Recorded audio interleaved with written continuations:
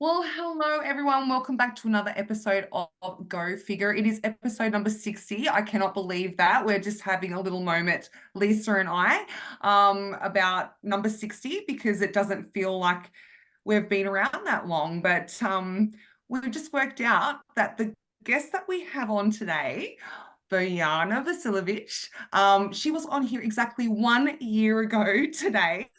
And it was also the day before the women's workshop that's being run over in the US. It was a huge event last year, which we'll hear from Bojana about.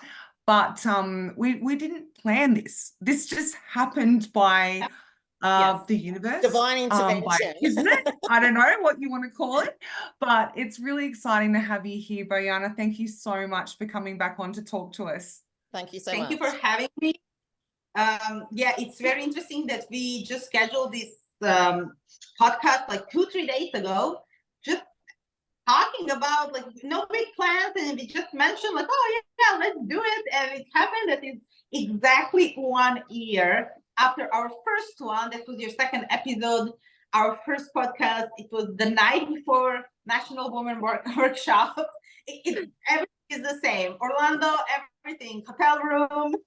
I know, it's crazy, isn't it? But like I have to say, I think I'd been meaning to ask you to come back on as well. I was just waiting for the right time, and you just happened to drop into the DMs, and because I've been following your journey this year, and so has Rose, and I'm like, oh my goodness, you have had an incredible year of growth and learning, and my goodness gracious me. And I think one of the things that we love about the women that we get onto our show as well, the athletes, is the transparency of, the roller coaster ride that we go through, and that, I know we get on stage and we look amazing and it's great, and, we're flicking our hair everywhere, and, we look like we haven't worked a hard day in our life or had a, stage 10 meltdown. It looks like we've just arrived on the stage, especially you, Bojana. It just looks like you've arrived on the stage looking beautiful, healthy, stunning as ever. But behind the scenes, there's always another story. And yes, absolutely. And I need to ask you about this year, because I know it's been a big journey, and it started shortly after our podcast a year ago too. Yeah. I mean, like, it's interesting that James, promoter of the Singapore show, was your first guest, and right after I was the second guest. And that time I told you like, hey, I'm planning to do Singapore show, not knowing who is the promoter actually. Then I figured it out, but we didn't want to mention on podcast because I wasn't sure still at that point. But I ended up going there, and then you got qualified. And then, it was just kind of like, again, coincidence, but I don't believe it. Coincidences in life. I think that everything happened when exactly the timing is right. So that was a great experience in Singapore. I was thinking that I'm going to see you too there. I know that Lisa was talking about that, but you didn't end up coming. But anyway, just couldn't get it together for that one, could we, Lisa? We couldn't get it together. I couldn't get anyone to look after Kai. Yeah, you have a son. That kind of got in the way, but that's fine. It's fine. Like, again, everything happened for a reason. So it's going to be other show or maybe better opportunity. So I really had a great time there. I didn't know what to expect. Never been in Singapore before. It was a super long trip. It was approximately 40 hours for me to get from US to Singapore. Yeah, because like I had to go from Reno to LA, then from LA to San Francisco, and then from San Francisco it was direct flight to Singapore. 18 years from San Francisco to Singapore. 18 years, 18 hours. Like sorry. 18 years. You look good, girl. Time travel. So 18 hours straight in the air.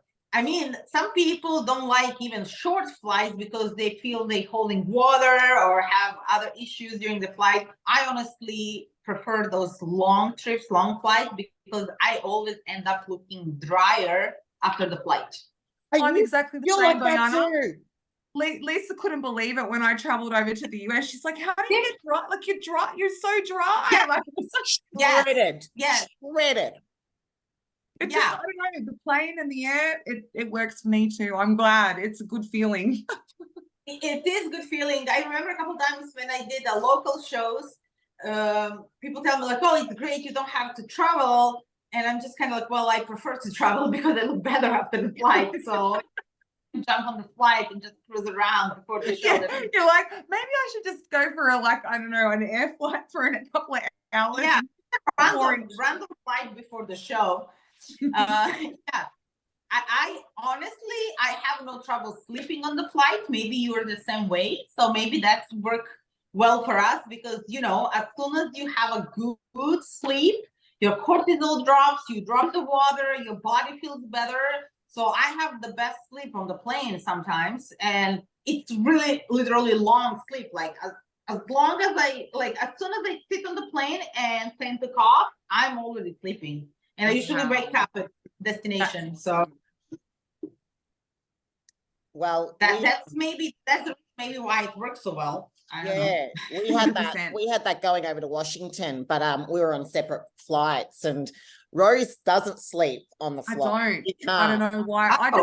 I tend to just kind of like, I get up, I walk every hour, I go for a little wander. I stand up a lot in the plane. Sometimes I'll drop off for a few hours, but I tend to be wide awake. And then I don't know why I don't really experience jet lag either, like going over. But on the way home, it's always a different story. On the way home, I don't know why, but I've never going over to somewhere which has been now what, 4 times I've done that, and I've never had a problem. Yes. So yeah, exactly. No jet lag. Feeling great. I prefer long flights. I always love coming before to Arnold, Australia for that reason, because I enjoy it. I just enjoy the trip and show, and then I look better than ever after the flight. So why not? Yeah. So you got your qualification in February, right? Yeah. And then and then life happened. So life happened. It was like year full of different things, like some of worst things in my life and some of best things in my life. It's just a mix of everything. And literally, like, I was feeling like I'm living on autopilot for a couple of months, just going through life, literally like zombie, just trying to survive until next destination. Like I was thinking of, okay, next destination is my show in Hungary, then next destination is Olympia. Then after that, I don't know what's my next destination.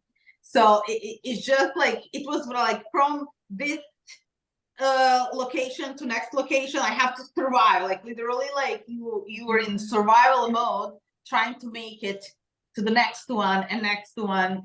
And then things happen in the meantime that you did not expect, that you never planned, and your life turned upside down. And actually, I think when you do right things in your life and believe, the right things happen. Actually, the good things happen. So I'm very grateful how it turns out at the end, and I'm very happy right now how everything looks. My brain is really clear. I know what I want, and which is important for every person, regardless what you're doing in your life. Because if you know where you're going, then it's a chance that you're going to get to your destination and achieve your goal. If you lost, and if you don't know where you're going to end up? Nowhere. Yeah, so true. You know, I guess, you know, with those hurdles and the challenges and the growth, you would have dived deep into, like you said, reassessing what's important for you in your life, what your values are, and the direction that you're moving in. Just before that happened, the moment before that happened, what was going on? What did you feel inside of yourself? You know, some people might feel chaos, anxious, or lost, or like, and then what was that moment where you go, I get it, I need very weird feeling that I never felt before. And it's not chaos, it's not negative, which is surprising because I come to the point that I had to jump into something new that is unknown. because I felt I need that change, and something was telling me and almost pushing me to do that. Like, it's time to do that. But you even don't know what is that, where you're jumping in, but you feel excitement. It was very positive, and I did not feel fear, which is weird. Like, that's, I mean, like, people who are spiritual, they probably gonna understand what I'm talking about. People who don't believe, who are not spiritual, let's say it like that, describe them like that, who are less spiritual, they're gonna think like, well, she's crazy, like, what she's talking about, you know, woo like woo being, and yeah. being Oh, she's happy, doing that goes to, woo-woo I don't know. language.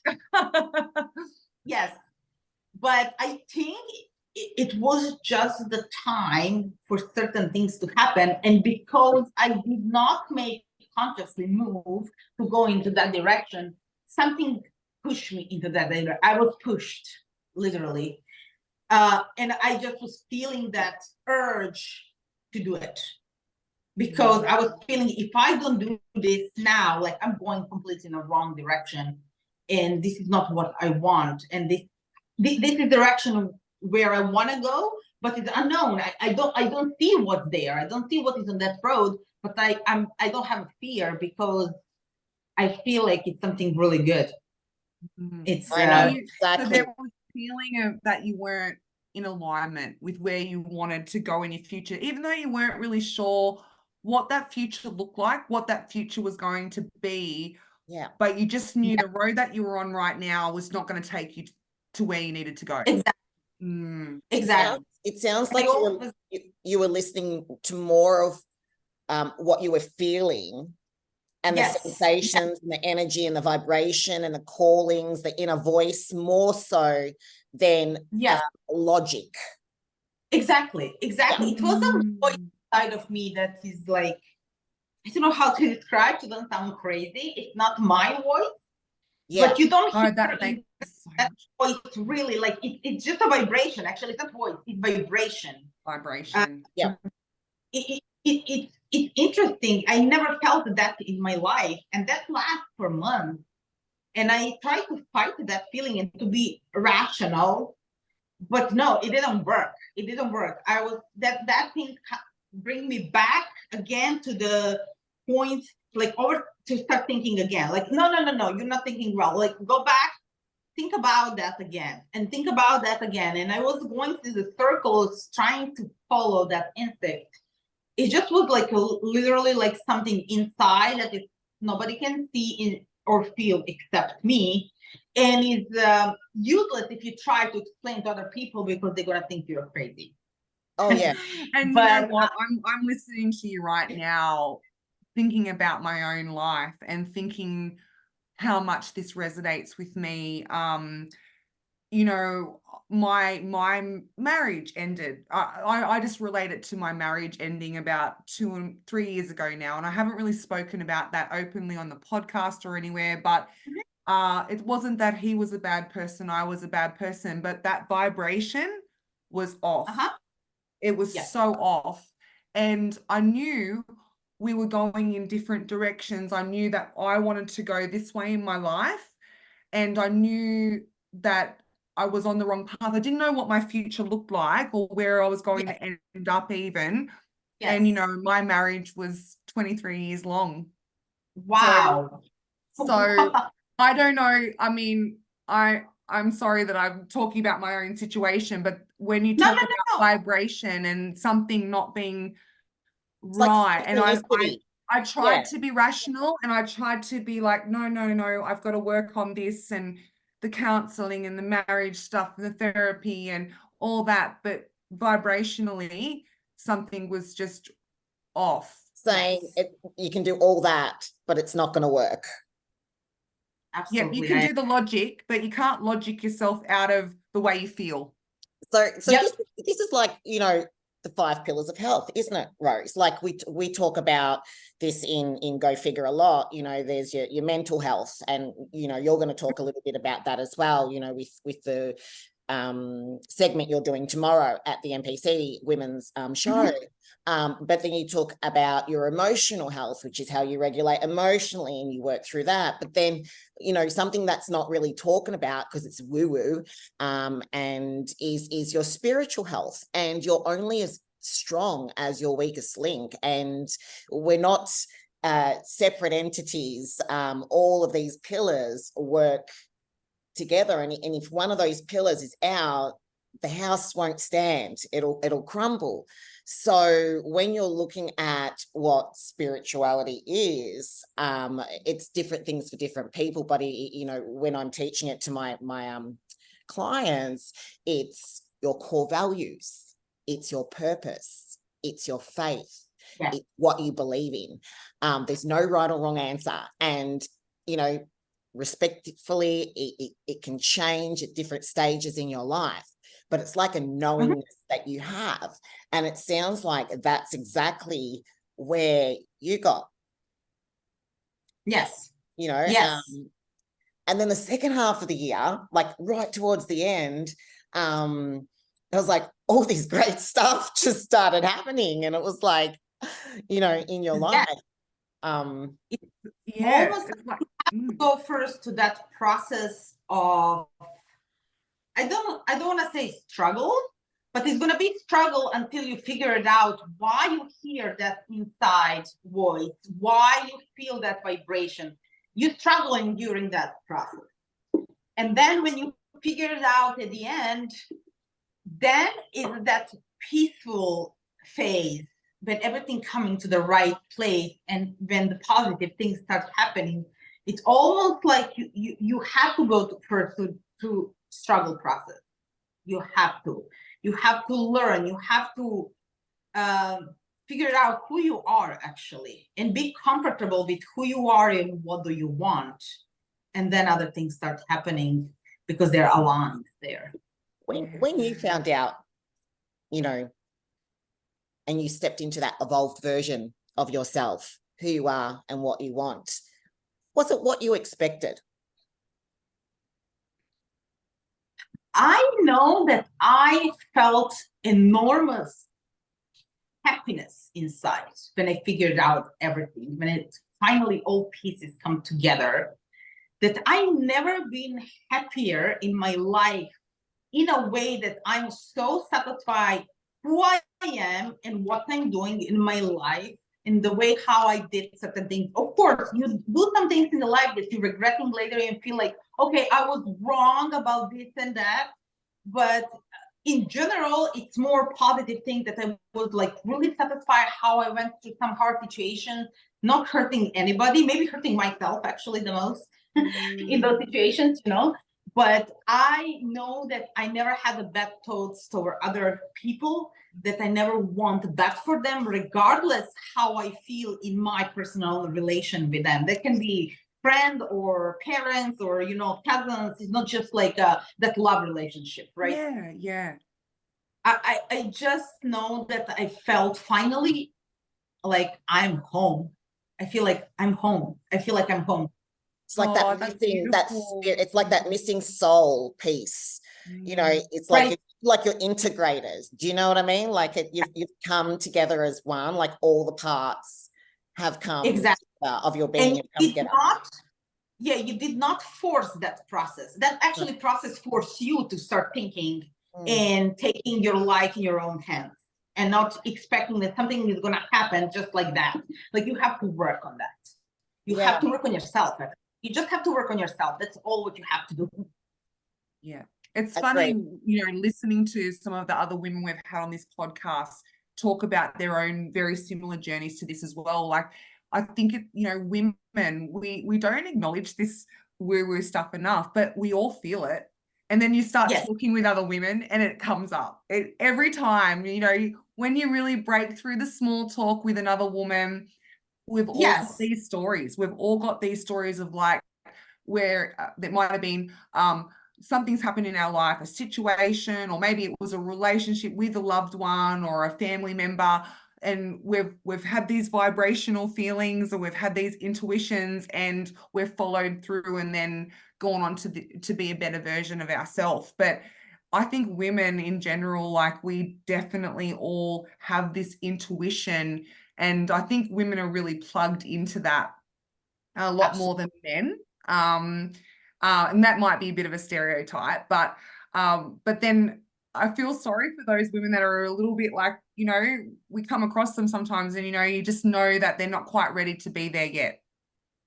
So Yes, what would your advice be to, I guess, what, you know, and the advice that you're going to be giving to women tomorrow at the workshop around that mental health and all of that sort of stuff to encourage them to, you know, look inside themselves and, you know, I guess connect. I think in general, when you talk about this other group of people that are not really aware or connected with themselves, they're just still not awakened. I think they need to go through that process. And I don't know if sometimes that's ever going to happen, or maybe it's going to happen, but I think also it also requires work from our side.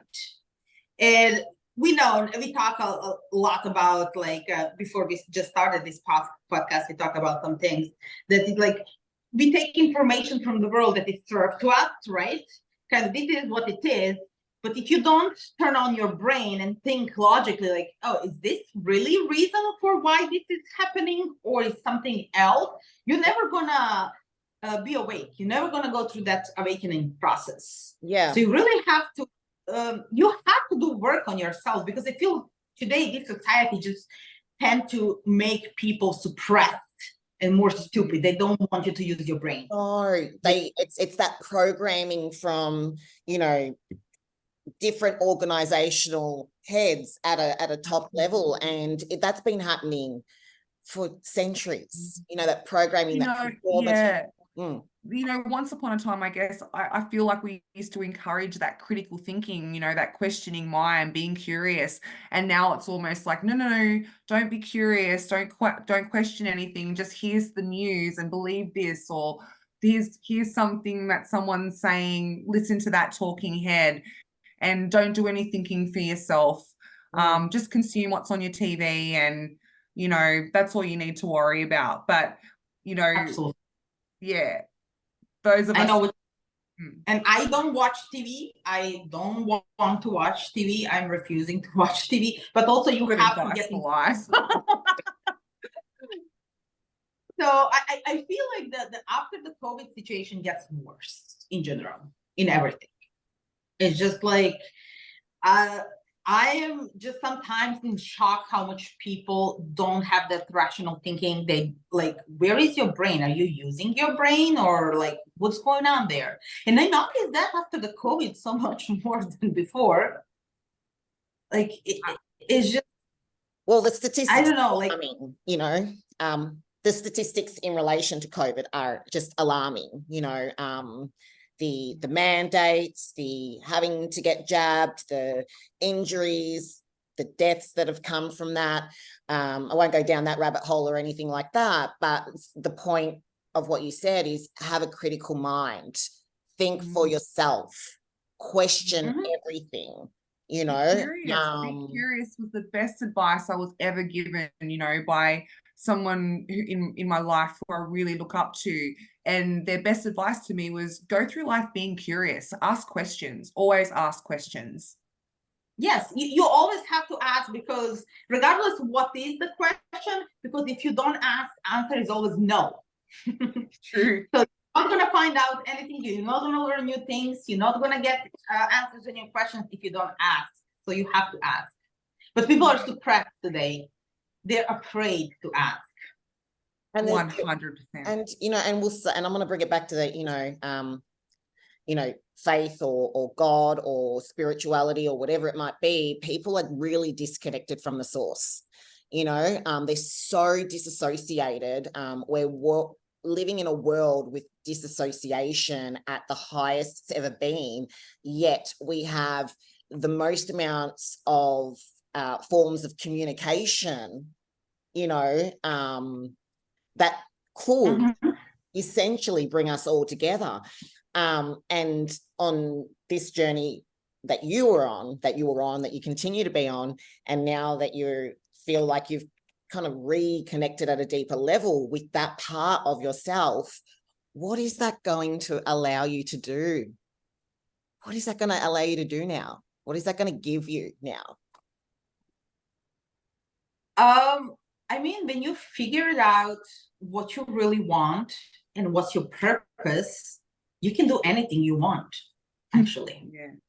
It's that opportunities are wide open because you exactly know where you're going.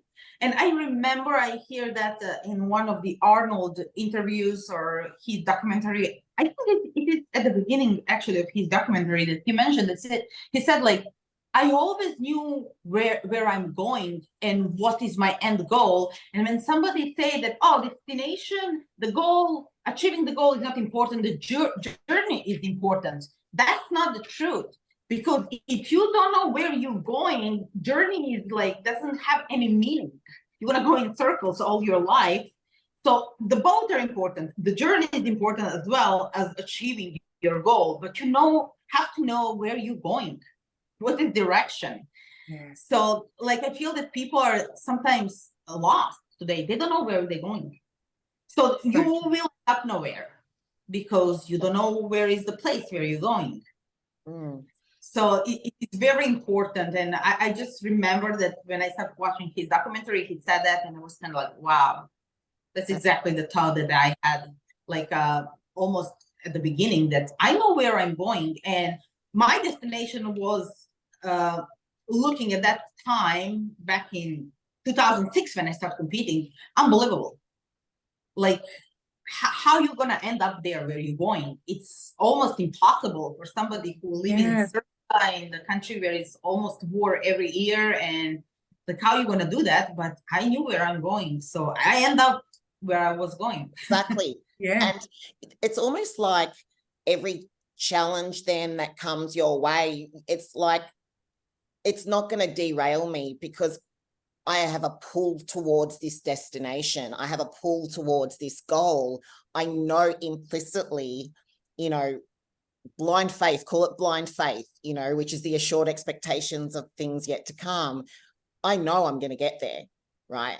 And there are going to be roadblocks, you know, along the way. There are going to be challenges along the way. But irrespective of them, I know that they're supposed to be there for a reason and they're a part of that journey. So it's almost like you have this confidence in yourself and you start to trust yourself as well. I think you found that too, Rose, didn't you, when you kind of really stepped into yourself more recently? I think you've just gone through this as well.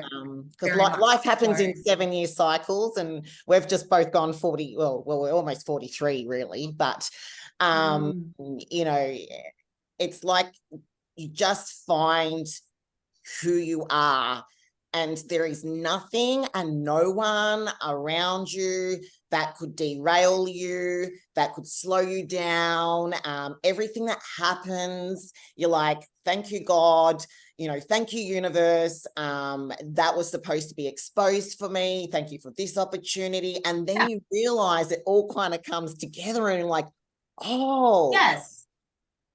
Because you have to be open to accept everything what's happened to you. So now I'm talking about the bad things, to accept that like that's supposed to happen in order for you to grow. But if you are closed and you think differently, you get really butthurt if something bad happens. You're closing your exactly the mindset of the competitors. Some competitors that I see, like if they don't win the show, they're so bitter after that. They're so like they don't know how to manage that if they lose the show. So that's actually closing them for the achievement later. But let's say from my own experience, I did 30 shows before I won the first one as a pro. So somebody would give up. Like 30 shows is a lot. That's full 4 years of competing. I did 30 shows. Somebody would be like, well, I'm not good for this, or like I don't want, or people would find different excuses, like shows are fake, the judges don't like and all. And you'd even have the other people, like, I mean, I've even seen posts recently where people are, you know, there's coaches out there telling people, oh, well, if you've been into more than a few shows and you haven't gone pro, give it up. Like, haven't we? We've seen these posts, and there is a lot of discouragement out there, isn't there, when you're not winning? And so 30 shows, like, to stick around and persevere. Yeah, it was a lot, but I just knew what I want, and I had feeling that it's gonna happen. And I learned to don't take things personally. Like, if I don't play it well, I'm not gonna be like sad after that and kind of like, oh, judges don't like my look, or like, no, I just kind of learned how to delete immediately what's happened, and I'm looking forward the next thing. I was just kind of like, okay, delete, this didn't happen, what's next? That was mindset that I had. Very powerful. Didn't stay too much in that negative energy, kind of like, oh, I didn't play it well, like, well, I look bad, like, I didn't care. Like, I was just kind of like, okay, what's next? What's next? Like, that next stop is going to bring me one step closer to my goal. Like, I don't have time to waste, to be negative and overthink stuff. Yeah. How has this evolved your relationships with other women in the industry, personal relationships, family members, with everything that you've just gone through over the last 12 months? Well, I am very happy. I have to say, tonight when I arrived, I went to that little kind of party for all presenters. So those are all girls that I know. With some of them I competed, or they judged me, or we did seminars together. So a bunch of different people. So judges, athletes, promoters. We have a close relationships. I did not see them for a couple months, probably. And this was a beautiful experience tonight, because this is such a true friendship between us. We are connected on some different level, not just like friends who competed together or promote the show together. So it's just like, I would say that women support women. At least I experienced that tonight, and it's a beautiful when you experience that. I love it. Can be Oh, that's so good. So it was a really beautiful night, and I know now that I was right about them, because I told her that they are true friends and I like them, and I told that they like me as well. We have like a beautiful connection, and nothing changed. That connection is even better now. I love that. That's so beautiful. I love that. Sometimes you don't hear of that much in the industry. You're a good sports person on the day, and you're backstage and you're doing all the right things and what have you. But on the flip side, then there's also bickering. Oh, she's better, that person's worse, this person's worse, this person's got that, they do this, everyone. And yes, they're almost like, I'm like, hang on a minute, like, we are such a niche, like, group of women. That all there's so much more that unites us than divides us, right? Right. And going on stage, there's only ever going to be one winner, right? So like you said, Rose, there's so much more that unites us. And like, I love that what you said, because I feel that that's something that we've been doing over the last 12 months, is uniting more and more women together and building that community where we're like, we're all here, and without sounding cliche, we're in it together. We're here to support each other as well. Yes. And we're here to be each other's cheerleaders, like that. And that's a beautiful feeling. Like, I agree with you, Bojana. Like, women supporting women is the best feeling you'll ever have. Being in a group of women where you really feel connected, supported, truly liked and appreciated is just like, it is the most amazing feeling. But on the flip side of that, you can't actually achieve that unless you've done the self-work. So that's testament to you and where you're at in your life, that you're able to then be so open with others that you can have those connections. If you were still closed off, you couldn't have those connections. Absolutely. And it just was a proof for me that I did believe that my connections with them, with those certain girls that I met tonight again after a couple months, I believe that those are true friendships.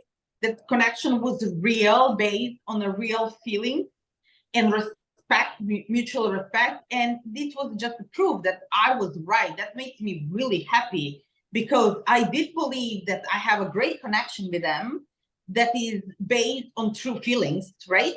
And yeah, it is actually like I wanted this to happen and I was hoping to be like that. And I believe that it's going to be like that. So again, we're coming into this circle about believing, you have to believe, but you have to do things in life as well. You have to be correct.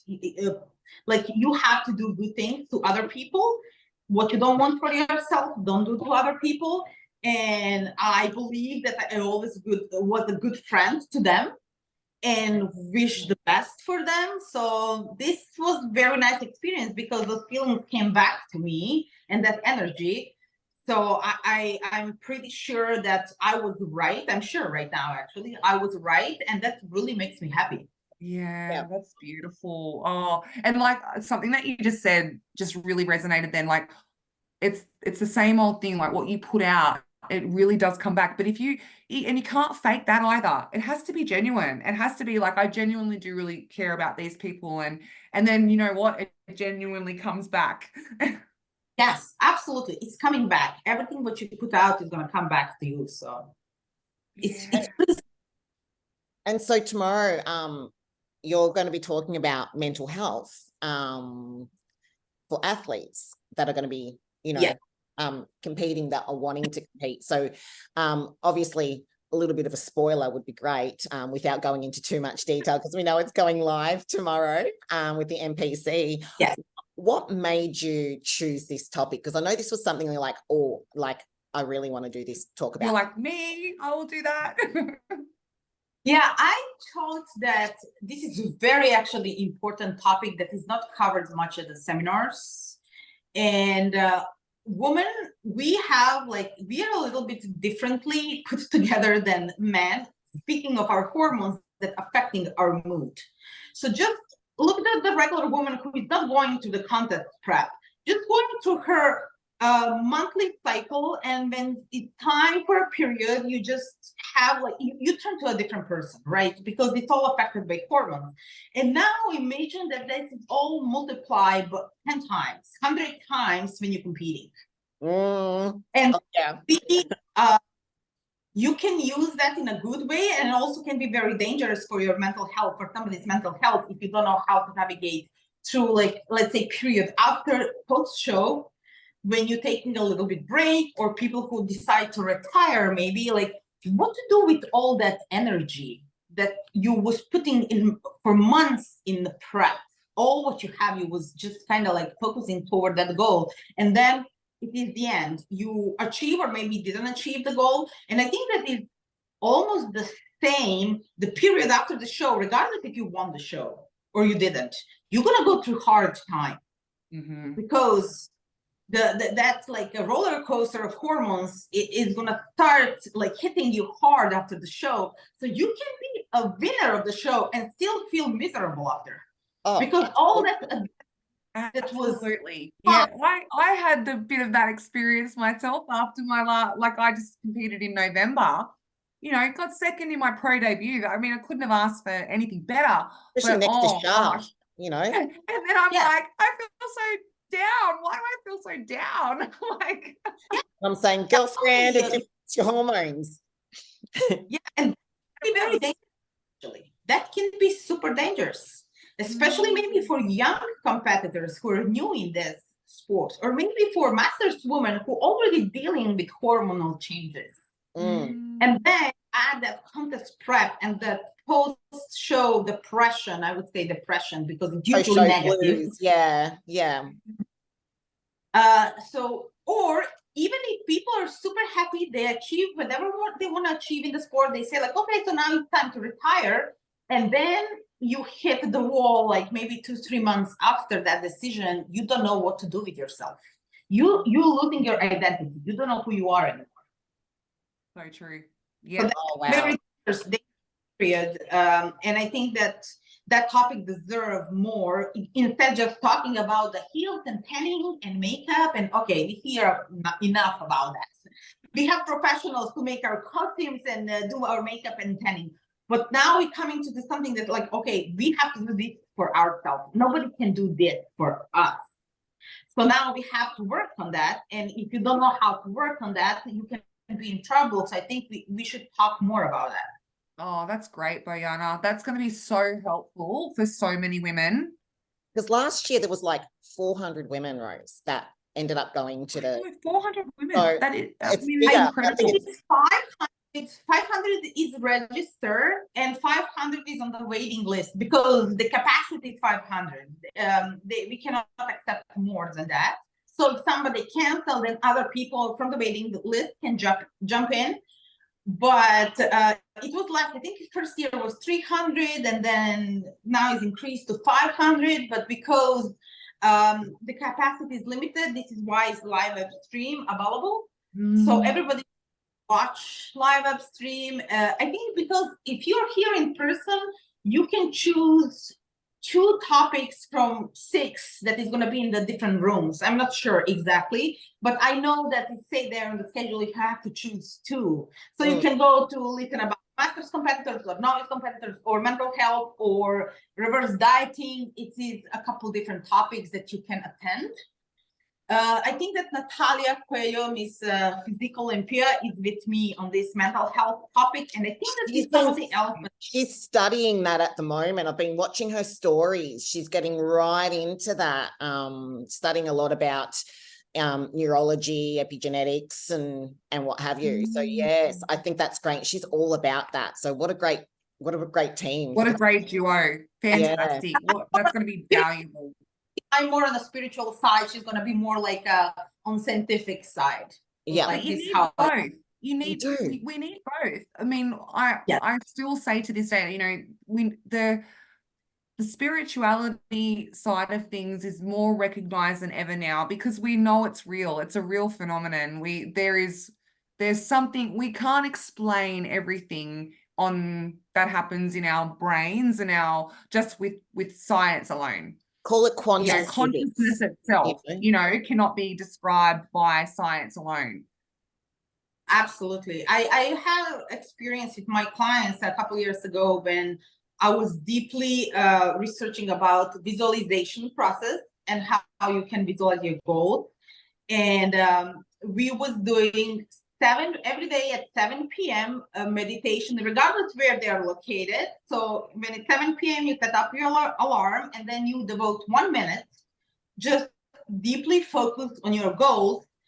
But we were doing all that together. So maybe 10 girls at a time, 7 p.m. every day. And honestly, 4 of them turned pro. That was their goal. That was their main goal, to turn pro in that year. 4 of them turned pro.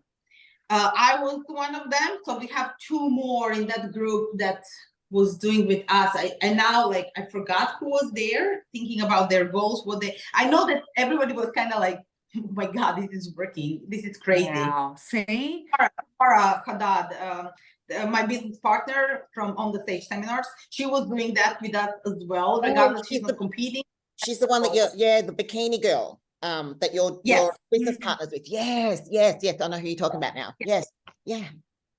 Oh, yes. Wow. We're coming back on the stage seminar in March, actually, because after 1 break, we made break last year because she had her first baby. Oh. And come back, and we are starting in March again. That's so good. So where is this? Where is the seminar? Is it going to be in Reno? Seminar. First one is going to be at the Long Beach because it's easier for her. She's at the Long Beach, so because of baby, we're going to do it at the Long Beach, and it's going to be the last weekend of March. Saturday is going to be. Wow, that's amazing. Because we've come over on the last weekend of March as well. Officially the 1st of April in Arizona. So, because I'm competing in the Triple O Dynasty. So I'm already registered. Oh, yeah.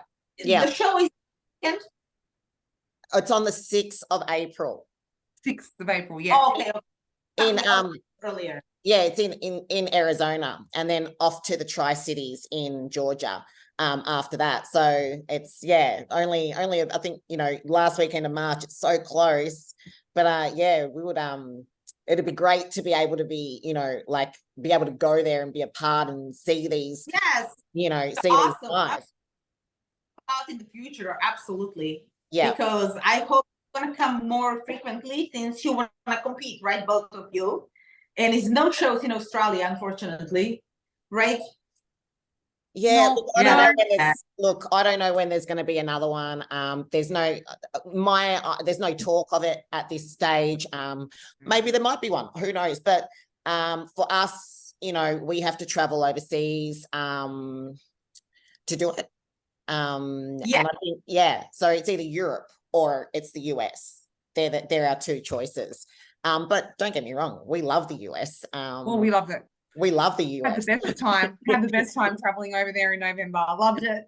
I think that your look, both of you are gonna do better in US at US shows. You know how it's a little bit different look in Europe, just because simply the girls look differently there. They So do. when We've actually said that ourselves. We think USA is more suited to what we are. Yeah.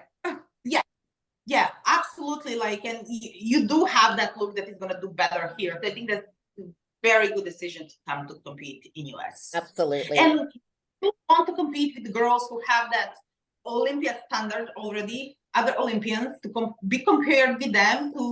This is the only way to improve. You know, if you don't win the show, then at least you know the direction where you should go. That's If right. you don't have this information, so you don't know where to go. But also Europe, I feel like the girls are harder and bigger there. But also, like, when you have a group of 30 women who look the same, and then you're the only one who looks different, the judging is going to be different. We were talking about that. Like, I guess if you've got all hard girls on stage, the hardest girl will win. But if you've got, do you know what I mean? Like, it's so well, you've judged, haven't you, Bojana? Like you did, you know how to judge. You do that. So yeah, you know this better than us, or better than me. Yeah. You've judged too, Lise, but I don't. Yeah. I haven't. I'm just and it is. I mean, it's who shows up on the day, and you get debriefed on the day on, you know, what's expected and what happens, and you know, then it's whoever rocks up, and you know, I think one of the most important things, and I think you actually said this to me, Bojana, in our last podcast, was you want to bring to stage what you want to be. You know, like bring the physique that you like to stage. Yes. Right. Yeah. It is. And also that the judges judge you basically, first of all, individually. Like, is this what you brought to stage? Good look for your body type. And then they compare you with other people. But first of all, it needs to look good on you. Some people look better softer. Some people look better harder. It's all individual. And then the people who watching the show, sometimes they kind of like they're confused and they say like, well, the girl who won is so shredded and dry, and then second place is softer. Then third place looked totally different than first and second. You know, like how is that possible? What judges looking for? Well, judges also pay attention on what looks good on your body, like your structure, like how is softer or harder look, because those judges, they know you shows and they can tell like, oh, you look better this time. It can be softer than last time, or can be harder or bigger or smaller. You know, like we all experiment and try to bring different looks, and sometimes we hear that feedback from the judges kind of like, I think you should go back to your old conditioning or size or whatever. I had those comments sometimes from the judges, and I totally agree with them. I'm kind of like, yeah, thank you. This is why you're a judge. Like I do agree with you, but I'm glad that you saw what I was thinking already. I was already thinking like, this look is not good on me. I just feel uncomfortable in my own body. And I don't think so. Even if I'm a little bit maybe bigger, and they wanted me a little bit bigger, but then I put a little bit of mass, and they look at me then and kind of like, whoa, this actually does not look good. You know, like they expect something else, but when that happens in a reality and you see that extra size on somebody's body or less size. And I get that, because like, well, you're tall, Rose, so you put on, you know, a kilo of muscle and it looks like nothing. And then, but we put on a kilo of muscle and all of a sudden we look stocky and we lose our symmetry. Yes. I think for our size, is better when we were smaller, but very conditioned. Yes. Conditioned but full at the same time. We have to be full. It cannot look stringy, stringy and empty. Muscle bellies have to be full and round. Yes. Yeah. Absolutely. But you don't have to be big. And I've never been the biggest one. And people look at my photos and they think that I'm big. And I'm like, I'm actually not big. I'm only like 60 kilos, which is nothing. I don't know what that works out to be in pounds. I may be 54 or and when I started, it was 40 something. I was 40 kilos when I competed. Yeah. First competition. I even cannot fit clothes that I was wearing that time. It's no way, like no way that I even cannot put, like I tried recently jeans that I was wearing that time. They cannot go over my calves. No way. You've got but I look actually, I don't look much bigger than that time. It's not much bigger. And if you think it's maybe like 7 kilos, but and those pants are stretchy. I mean, it's no way. I'm hearing you. No way. Yeah, I love that. Yeah. No, I saw your post about the extension for the bra. Did you post that? Like, because your back is growing? Lisa, yeah. Large, so you still want to wear a smaller size. Yeah, that really can mess up with your mind, because I jumped from extra small top to large top, and that was kind of like, oh my god, like I'm feeling uncomfortable ordering large, but then if I order anything smaller than that, it bothers me and I feel fat. I feel like fat person. Yeah, like your skin's hanging over it all. The problem is like you have both, but it's like a muscle that is actually spilling over. It's not even fat, it's just your muscle. But the problem is that I've got, like, even with my implants, I've got like no boobs left. And so if I wear a large, it's all like it hangs from the top. But it's like, you know, like, so I'm a small, medium in the cup, but then my back width is, Or sometimes I feel like if I go to the store, I go to section where is the, let's say, size small or extra small. And then I get frustrated because nothing fits. And then I'm just kind of like, well, I have to go to different section, medium or large. Like, why I'm stuck in that mindset that I have to go to small or extra small, because this fits much better and I feel so comfortable and I don't feel fat anymore. If I try to squeeze, it's a girl thing. It's a girl thing. Yeah, I think it probably is a girl thing.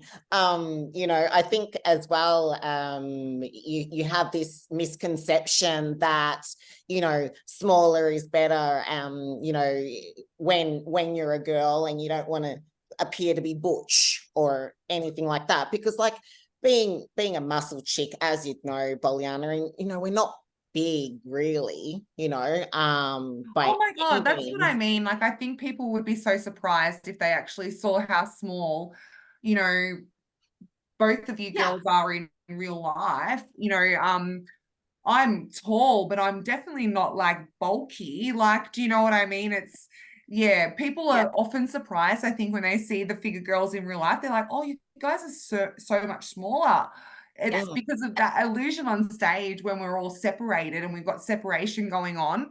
We look so much bigger, larger than life. Oh, look, I remember after the Olympia, I went to work the booth at the Global Formulas, my sponsor, and we had a pro bikini and pro wellness girl there at the booth. Like, I look smaller than both of them. Oh my god, those girls are so the figure, because a lot of the figure girls now, I have noticed that sometimes we're like either equal with bikini or we're smaller than wellness, because the girls have got such well-developed legs and glutes and everything like that. So we're a bit smaller than them in the lower half. And it surprises you sometimes when you look around and go, wow, the figure girls are not huge. Like, I don't know why there's that misconception. Yeah, I don't know. And even like, okay, let's say she's a wellness girl, so she's gonna have a bigger lower half, but even her shoulders and back much bigger than mine. It's just kind of like a little kid next to her. I know.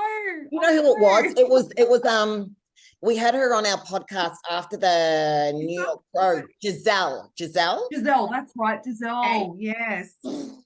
Yeah, She's she like blew our mind. 70 So well kilos. developed. Yeah. Mm. She was huge, like she was huge, you know, and then I think she was doing a talk with Tony Doherty when she got off stage because she'd won, and I'm like comparing her next to Tony Doherty. And she was like, because we've met Tony, we knew how we're like, hang on a minute, wow, she's a lot bigger than we initially thought. Like I'm like, I know how big Tony is. And Right. about on size with that, and I'm like, damn, the girl's big. Yeah, and some of them are actually small. Like Isa, she's on the smaller side. She's very tiny, small. really small. Yeah.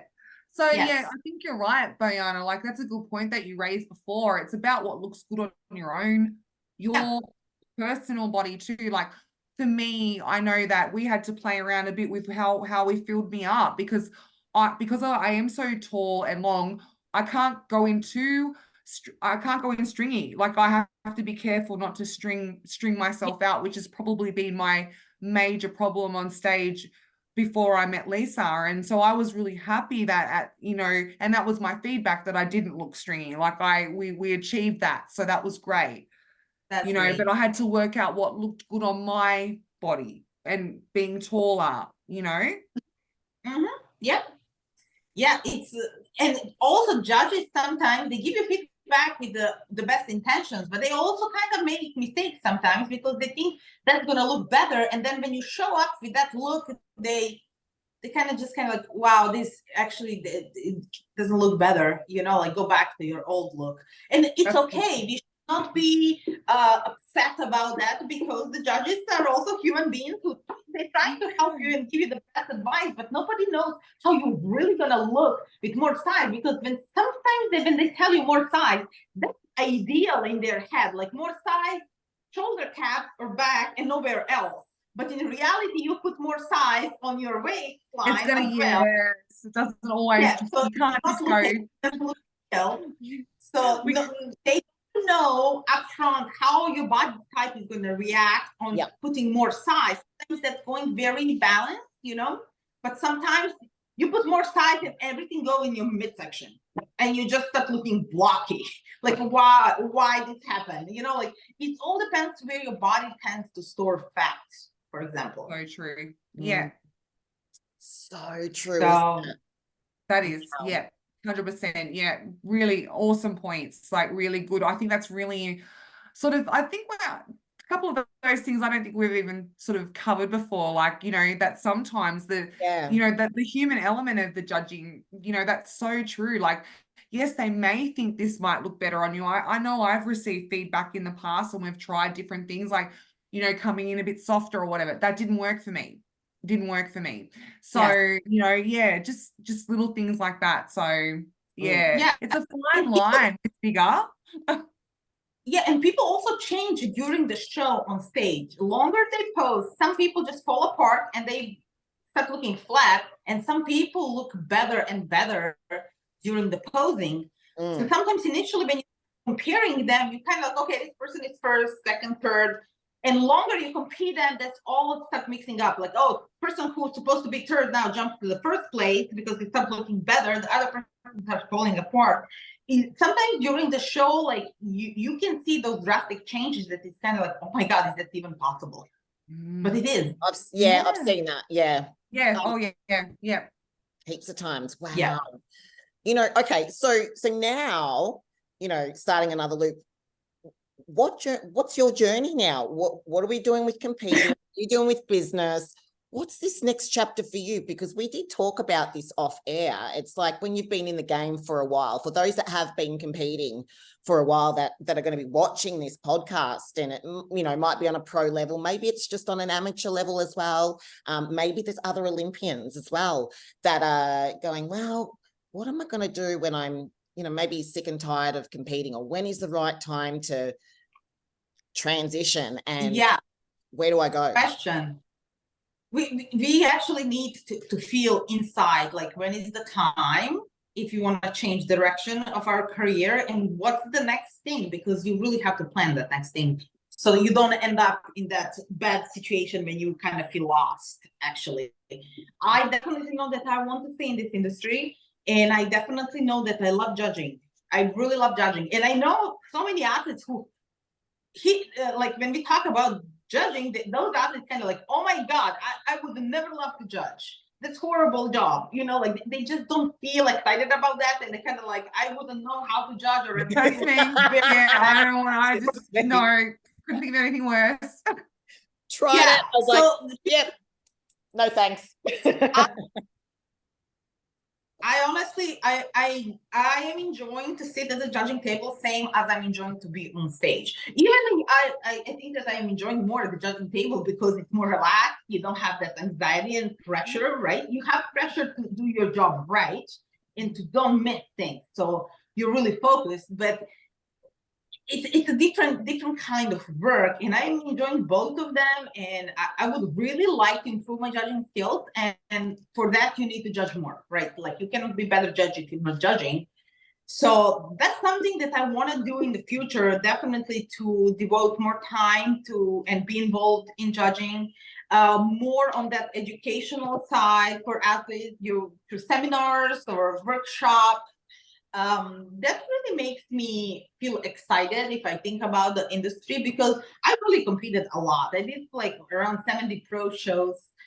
I did everything what I possibly want to do, travel all over the world, met amazing people who are my friends till today. I'm very grateful about that. Like, let's say you come to the show, if you're competing, you're really not enjoying the social life there or connecting with people. You're focused on your job and you usually feel miserable, pretty miserable. You're hungry, you're exhausted, you're overthinking, you're anxious, what's gonna happen, you want to do your best. Sometimes end up really good, sometimes end up like disaster, you don't place well. But then if I go to the show with a different role, right, to judge or to do some posing presentation or whatever, to be involved in a different way, I enjoy my social time much more.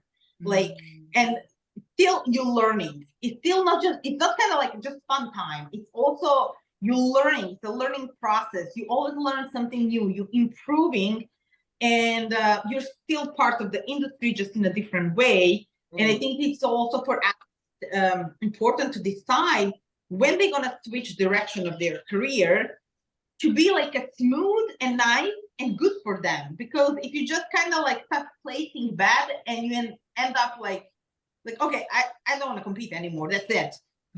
That's gonna bother you in the future. Yeah. I think. Yeah.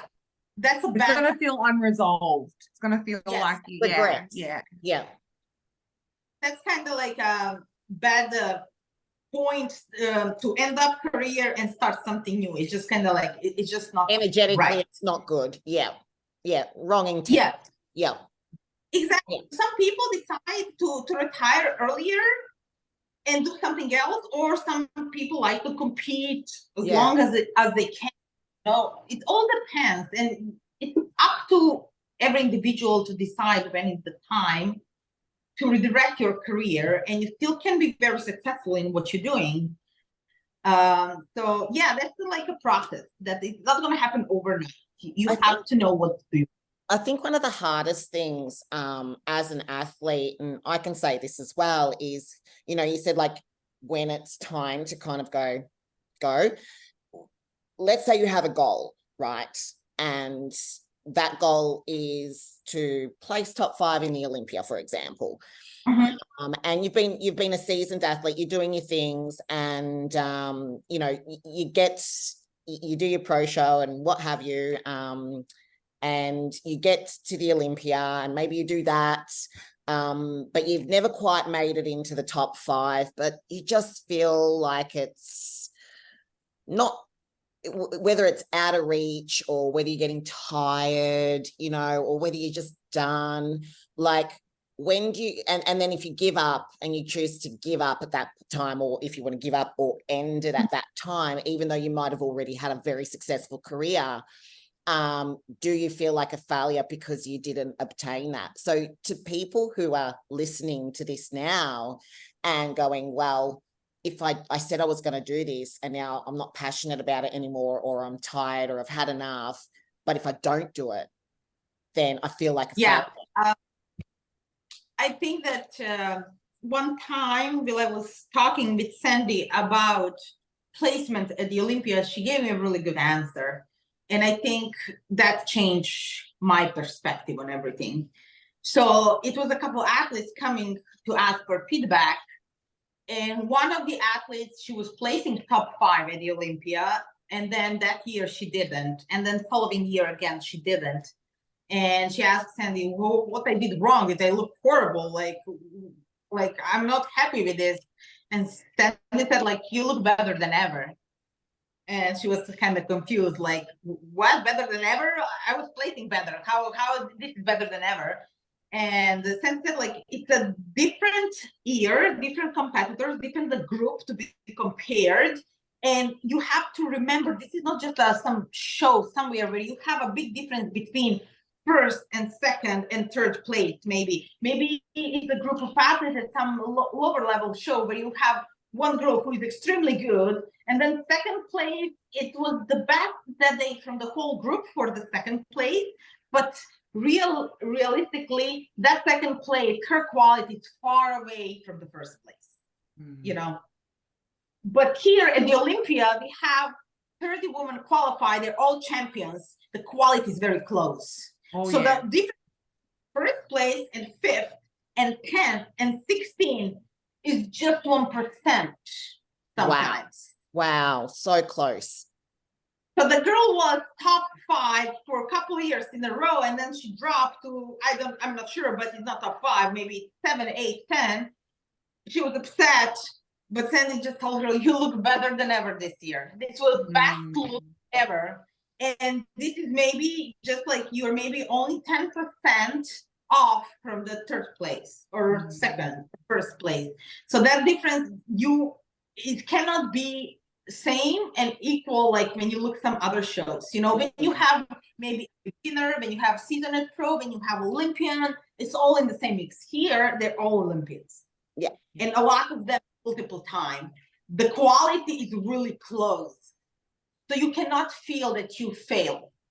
That was explanation that makes me happy. Oh, that's a great, that is brilliant. I think women are going to hear that and just be like, wow, that makes so much sense.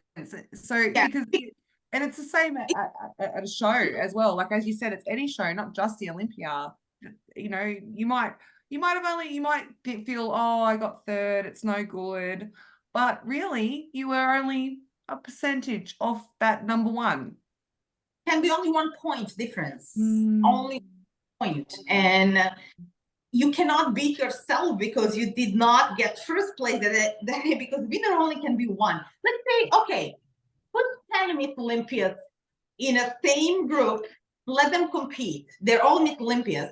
One is going to be first, somebody's going to be 10th place, but she's still Miss Olympia. Yeah, that's right. Yeah, that's so true.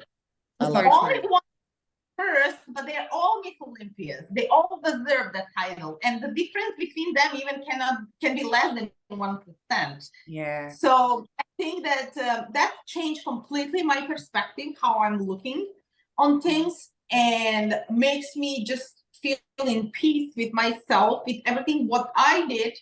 I'm not saying that I'm done, but I'm saying, like, if I wanna tomorrow turn to judging more, I'm going to be completely fine with that decision. I love that. That's great. Yeah. Yeah. So you've come to a place of peace, like really peaceful about like where you're heading. Like you've just got this really clear, relaxed, peaceful feeling about where you're going in your future. Exactly. And then you are able to attract the good things, and you are open to receive good things. If you feel tense and unhappy, and you cannot receive it. It's just like vibration is so wrong. It's all about frequency.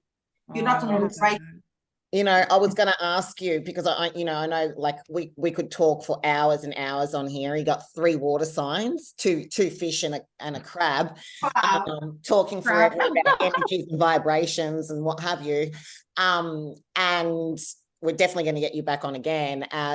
One of those things was like, what has been your biggest, lessons and words of wisdom or tips that you can give anyone that's listening to this today based on your last 12 months? So I think I have an idea what one would be, but what would you share with people that are going to be listening to this? To follow their inner voice, but to follow that, you have to be able to hear it first. How are you going to follow if you don't hear it? So you need to hear that first. You need to be awakened and aware. And I think that a lot of people are blocked. They're blocked. The energy doesn't flow right, So I think that they need, like I said, I mentioned that a couple times during this night, it's like you need to know where you're going. You need to know what is your goal. And then you have to go towards that. It's very simple. It's not a wisdom or some big sign.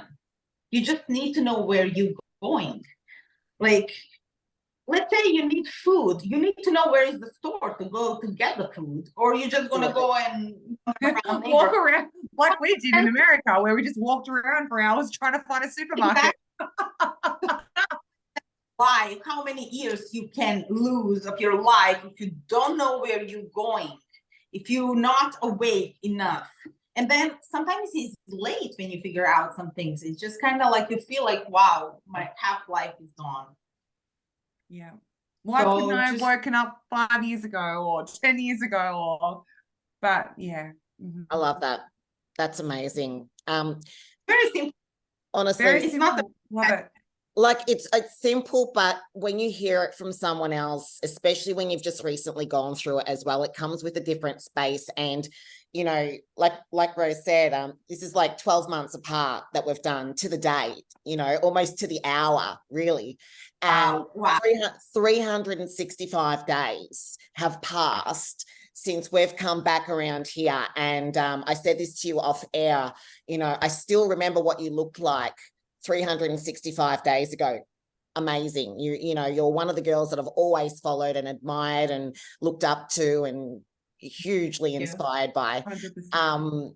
And then I see this new version right now, and the exact words I said was, you have this glow about you right now. Like, it's an inner happiness, it's an inner peace, connectiveness that you have that you can't really describe it with words, but you can feel it, and it feels different when I'm sitting here, on the other side of the world, looking at you now, what you're giving off. It's amazing. And that just is testament to, you going through the valley of the shadow of death and back again and coming out the other end. Yes. And really finding that place now, because it's going to allow you now to give more insight and wisdom to so many others that are coming up through the ranks that maybe haven't reached that level. And I feel that's like the teacher in you as well. Getting to that place where you're able to now impart and be that mentor. And, here you are tomorrow again, going to the workshop. And I mean, like, when you mentioning the glow, I think that's happening when you finally feel, like I said, like you feel like at home, you feel comfortable with yourself and where you are. And sometimes younger people, they need to go through the process. It's not possible sometimes to feel that feeling when you are 18. Yeah, so true. You don't have much about life. So it's also like something that you cannot force. It's happening when it happen, and you have to experience certain things and have like years behind you, like going through different kind of stuff until you figure it out. And this is life about. It's a process of learning, and some people go through that faster, some people go slower, and it's okay. Yeah. Oh, that's a great message. That. Yeah, so it's not an age thing, it's an ageless thing. Yeah. I love that. Yeah, Bojana, you're exactly. we love you. Yeah, we do. We just love you. Thank you so much for coming on. We will definitely always want to have you on. I mean, it's like, Well, what's happening in your life now? We'll have let's to. don't wait for another year to pass. No, Let's not. no, Let's do not it do that. before another year. Absolutely. And let's organize a time to come over and actually see you while we're over there competing, because it's not that far. Like, we didn't realize like really how close everything is in the US. Even though it's far, it's like a quick plane ride here, quick plane ride there. Yes, So, it's very different in Australia. So once you figure it out, it's kind of like, oh, well, that's not that hard. Because before you do that first time, it's a big unknown. So you're kind of a little bit kind of scared, and you feel that kind of like, I don't know if I want to go. I don't know what to expect. But then when you go one time to that kind of like, oh yeah, this is the same like with me when I started doing international shows. A lot of girls from US who never travel and never did international shows, they kind of like, how do you do that? How like, I don't know. I'm not feeling comfortable to go into different countries just like that.